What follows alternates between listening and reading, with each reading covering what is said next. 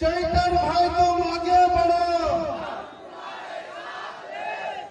ખૂબ જ ઉત્સાહ અને તમારો પ્રેમ અહીંયા ગાડી અમને દેખાઈ રહ્યો છે. આપણા વિસ્તારમાં આપણા લોકલાડીલા ધારાસભ્ય શ્રી પધાર્યા છે. એમના માટે એકવાર તાળીઓના ગણગણાટથી હું સ્વાગત કરું છું. તેમજ યુવરાજસિંહ બાપુ પધાર્યા છે. આપણા જિલ્લાના પ્રમુખ શ્રી એવા રાધિકાબેન, મુકેશભાઈ બારિયા, રંજનભાઈ તળવી તેમજ આજુબાજુ ગામથી પધારેલ અમારા સરપંચ શ્રીઓ, ગામના આગેવાન શ્રીઓ, તાલુકા પંચાયતના સદસ્ય શ્રીઓ, ગામના વડીલ શ્રીઓ, ભાઈઓ બહેનોનો હું આમ આદમી પાર્ટી પરિવાર તરફથી આપનું સૌનો દિલથી ખૂબ ખૂબ આભાર વ્યક્ત કરું છું. આજે તમે જો ભારતીય જનતા પાર્ટી, આ ભારતીય જનતા પાર્ટીને આજે કોંગ્રેસથી ડર નથી, એટલો ડર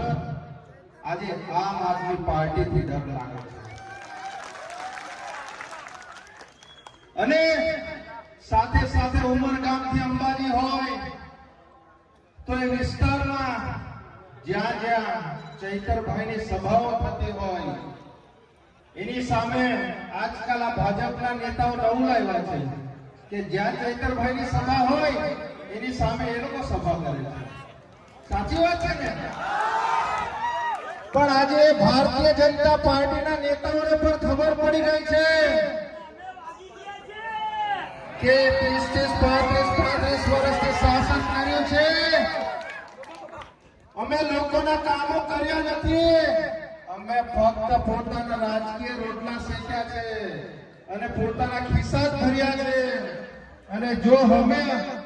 હવે આ સભાઓ કરવા અથવા તો પબ્લિકની વચ્ચે નહીં જઈશું તો આવનારા દિવસોમાં તાલુકા પંચાયત, જિલ્લા પંચાયતોમાંથી અમારા સુપડા સાફ કરી નાખશે. આજે તમે જુઓ ગુજરાતમાં 182 ધારાસભ્યો છે અને 162 ધારાસભ્યો ભારતીય જનતા પાર્ટીના છે. વિપક્ષમાં આ ટ્રાઇબલ વિસ્તારમાં આજે 2 થી 3 ધારાસભ્યો છે. પણ તેમ છતાં આ ભારતીય જનતા પાર્ટીના નેતાઓને ખબર પડે કે ચૈતરભાઈની સભા છે એ દાહોદમાં હોય, એ છોટાઉદેપુરમાં હોય, એ કવાંટમાં હોય કે ગુજરાતના કોઈ પણ છેવાડાના ગામે હોય, આ ભારતીય જનતા પાર્ટીના નેતાઓને રાત્રે ઊંઘની ગોળીઓ ખાવી પડે છે, એમને ઊંઘ નથી આવતી. આ ચૈતરભાઈ વસાવાએ એમની ઊંઘ હરામ કરી દીધી છે. એના માટે આજે તમે જો ડેડિયાપાડા દેશના વડાપ્રધાને આવવું પડ્યું.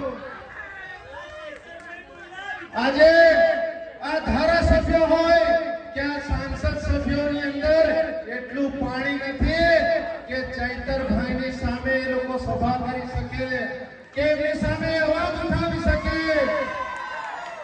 આજે ડેડિયાપાડાના એક નાનકડા ગામમાં આ દેશના વડાપ્રધાને આવવું પડ્યું. એના માટે ભરૂચ અને નર્મદામાં 1300 બસો મૂકવી પડી. આજે છોટાઉદેપુર હોય, દાહોદ હોય, આ બાજુ ઉમરગામથી અંબાજી સુધી મહારાષ્ટ્રમાં બસો મૂકવી પડી એમને. પણ તેમ છતાં આજે એ બસો ખાલી ને ખાલી આર પાર દેખવામાં જોઈ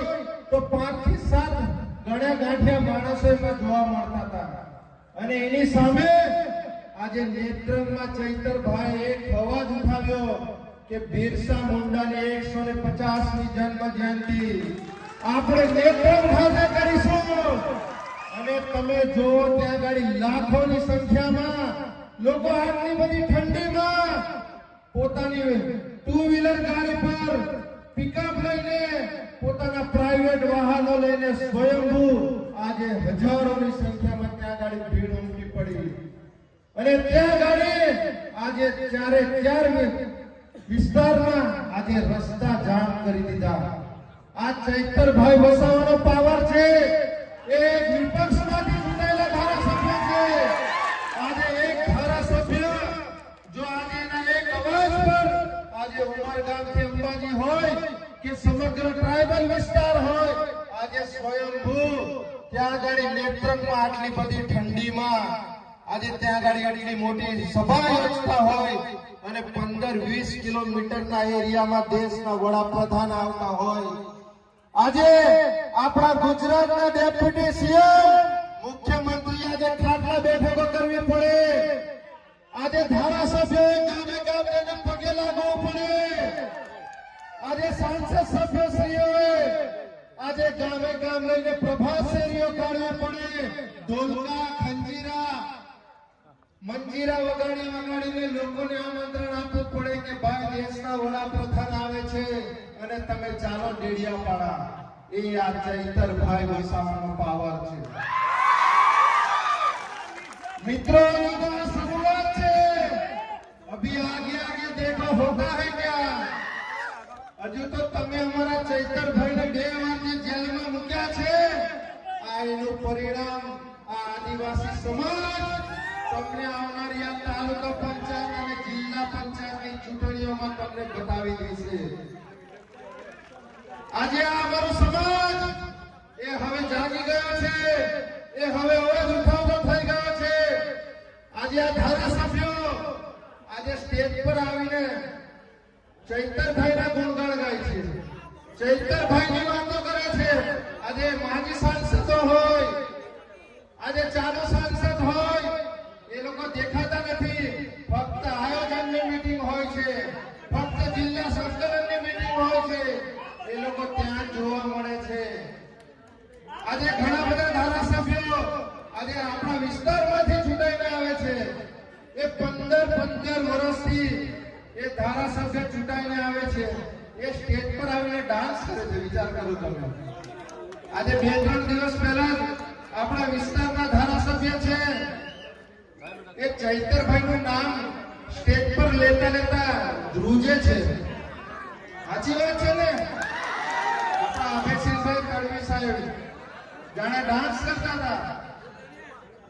તમે આટલા બધા બોખલાઈ ના જશો આજે ગુજરાતમાં તમારી સરકાર છે આજે કેન્દ્રમાં તમારી સરકાર છે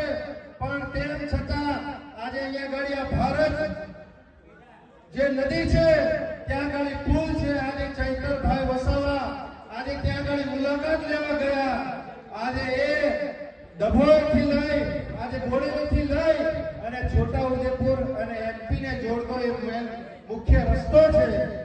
એ રસ્તા પર 6 કરોડ અને 40 લાખ રૂપિયાનો ભ્રષ્ટાચાર કર્યો આ ભારતીય જનતા પાર્ટીના નેતાઓના ખિસ્સામાં પૈસા ગયા એજન્સીઓના ખિસ્સામાં પૈસા ગયા એ અધિકારીઓના ખિસ્સામાં પૈસા ગયા પણ તેમ છતાં આ પુલ આજે 3 વર્ષથી આજે તૂટી ગયો છે અમારા રાધિકાબેને ત્યાં ગાડી એનું પૂજન કર્યું પણ તેમ છતાં આજે એક પણ સાંસદ સભ્ય કે એક ધારાસભ્ય એ પુલની મુલાકાત લેવા નથી ગયો એટલે મિત્રો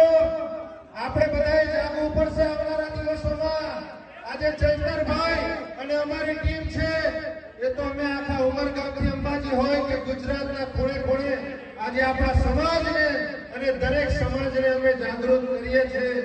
પણ આવનારા દિવસોમાં આ તાલુકા પંચાયત આ જિલ્લા પંચાયતની ચૂંટણીઓમાં આ ભારતીય જનતા પાર્ટીના જે કેસરી પટ્ટા પહેરીને જે નારંગી સ્વરૂપમાં એ લોકો આપણા વિસ્તારોમાં આવે છે તો એમને 30-35 વર્ષથી શાસન કર્યું છે એમને પૂછજો તમે કે આપણા વિસ્તારમાં આજે રોડ રસ્તા ખરાબ છે આજે પાણીની સમસ્યા છે આજે લોકોને રોજગારી નથી મળતી આજે આપણા યુવાઓ શિક્ષિત બેરોજગાર છે આજે એમના માટે આપણે અવાજ ઉઠાવવો પડશે આપણે જાગવું પડશે મિત્રો આજે વધુ ન કહેતા આપણા ઘણા બધા આજે વક્તાઓ અહીંયા હાજર છે એમને પણ આપણે સાંભળવાનું છે એટલે હું અહીંયા અમારી વાણી અહીંયા ગાડી વિરામ આપું છું બોલો ભારત માતા કી